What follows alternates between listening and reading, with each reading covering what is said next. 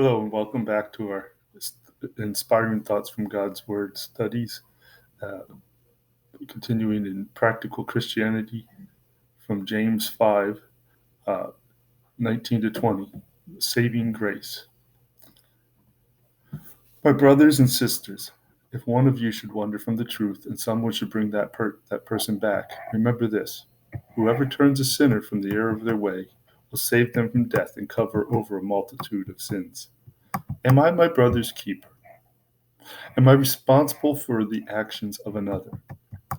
James makes it clear, as well as the writer of Hebrews and Paul, that we have a responsibility to have a loving concern for our fellow pilgrims on this journey of faith. If you see me stumbling under a load, you should, in love, seek to assist me with my burden.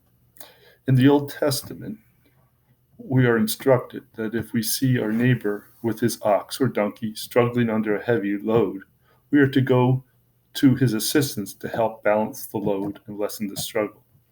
If God was concerned about a struggling beast, don't you think this applies more to a struggling brother? When we fail to come alongside a brother who may be starting down the wrong path, are we not then assisting his possible demise? I believe the theme of mutual assistance starts all the way back in Genesis. First, with God creating Eve to work alongside Adam in the management of creation. We next see that is with Cain and Abel, where I believe if they had worked together to honor God, the ending would have been much different. So yes, it is our responsibility to help our brother or sister to walk the narrow path of life.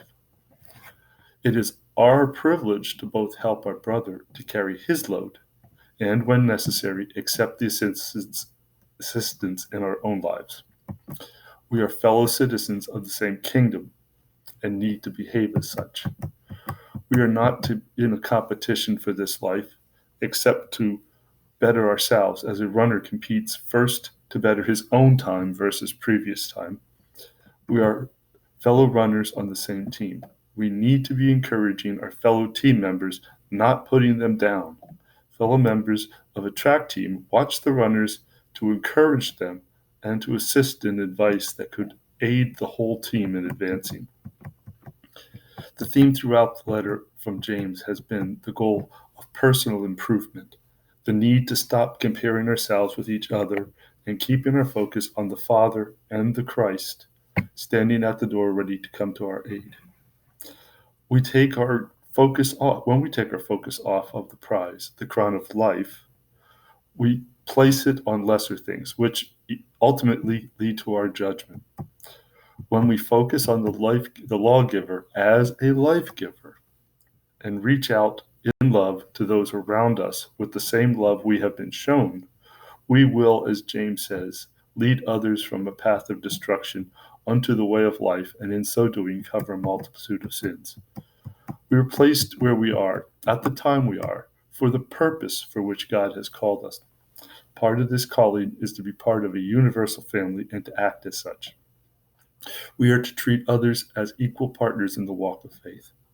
We are to neither look down nor up at a fellow journeyer.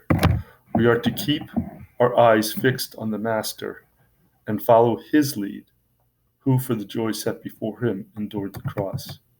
We need to examine where we are allowing pride to cause us to look down, or envy causing us to look up. Let's focus on the Lord of life, let's focus on the Lord of life who stands ready at the door. Thank you. Have a blessed day.